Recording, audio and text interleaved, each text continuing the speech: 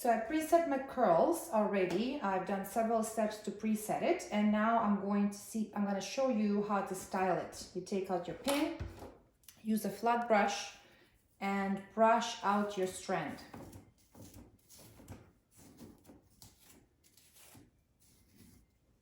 Completely brush it out. If you set your hair properly, you don't need to worry about losing your curl. I'm going to use Volume Up by Osis, spray my strand, and use a bigger side of the brush with the bigger teeth. Brush out my curl. Pull it out so my curl is nice and big. Use extra hold spray. Don't use a lot of product, just enough. Hold it.